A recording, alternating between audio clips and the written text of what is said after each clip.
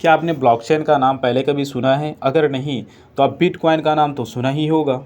बस अब आपको ब्लॉकचेन को समझना बहुत ही आसान होगा, क्योंकि बिटकॉइन को ब्लॉकचेन पे ही बनाया गया था और ट्रांजैक्शन भी किया गया था। इसके साथ साथ में बहुत सारी चीज़ जैसे कि वेब 3.0, वेबसाइट और क्रिप्टो करेंसी, गेम और कई चीज़ें ब्लॉकचेन पे ही बनाए गए थे। तो चलिए इस ब्लॉकचेन को सिंपल वे में 5 मिनट्स में समझते हैं। असल में ब्लॉकचेन एक तरीके से बोला जाए तो एक डाटाबेस होता है, ठीक है। अब ये डाटाबेस क्या है, इसे चलिए एक ना सिंपल वे एग्जांपल में समझते हैं। किसी दुकान में एक रिकॉर्ड रहता है, कौन सा सामान कहाँ से आया, किधर जाएगा, इसका एक पूरा रिकॉर्ड होता है।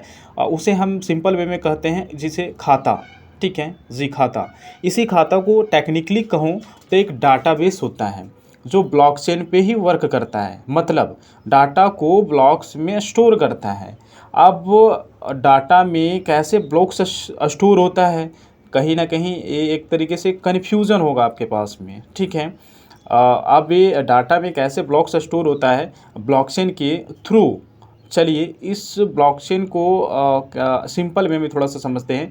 चलिए इस ब्लॉक्स को सिंपल वे में समझते हैं। अब इस ब्लॉक्स में कुछ कुछ इन्फॉर्मेशन स्टोर होता है। जैसे पहला चीज़ जो ब्लॉक्स में स्टोर होता है वो रिलेवेंट इन्फॉर्मेशन स्टोर होता है। जैसे कि बिटकॉइन को ट्रांजैक्शन किया ब्लॉकचेन पे, तो इसका ट्रांजैक्शन हिस्ट्री कहाँ से आया है, किधर से आया है, कितना गया, ये सारे चीज़ का रिकॉर्ड रखता है ब्लॉकचेन के थ्रू, ठीक है। दूसरा चीज़ जो कहीं ना कहीं स्टोर होता है वो है हैश जी। जैसे कि हमें आधार कार्ड, पैन कार्ड पे एक नंबर कोड मिलता है, उसे हमें एक निश्चित आइडेंटिटी मिलता है, उसी तरह हैश भी एक यूनिक कोड जनरेट करता है उसके डाटाबेस के अकॉर्डिंग, ठीक है।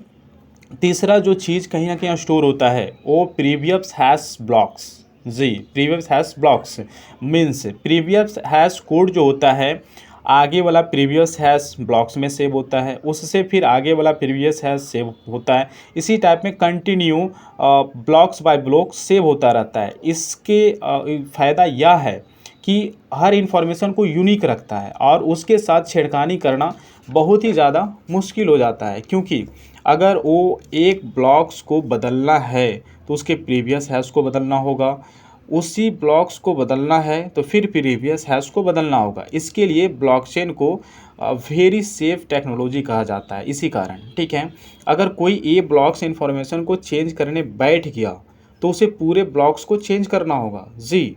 एग्जाम्पल में एक ब्लॉक्स को चेंज करने के लिए यदि 2 मिनट लगता है तो 10 मिलियन ब्लॉक्स को चेंज करने के लिए 200 साल लग सकता है, जो कि इम्पॉसिबल है, क्योंकि ये ब्लॉक्स हमेशा बढ़ता रहता है और इस ब्लॉक्स का कॉपी हर एक के पास होता है। और यदि चेन कनेक्शन मैच नहीं हुआ तो पूरे ब्लॉक्स रिजेक्ट हो जाता है आगे वाला, और ठीक है।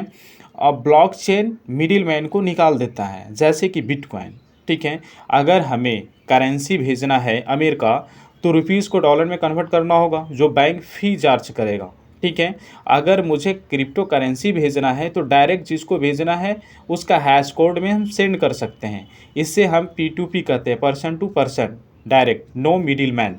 जो करेंसी आपने भेजा है वही करेंसी वहाँ पे जाएगा, कोई कन्वर्जन नहीं रहता है, ठीक है। ये ब्लॉकचेन का बहुत ही एक सिंपल वे में कुछ इन्फॉर्मेशन था। My self Vinay Kumar from Jharkhand से। यदि हमारे चैनल पे आप अभी आए होंगे तो सब्सक्राइब कर लें, अच्छा लगा, ठीक है।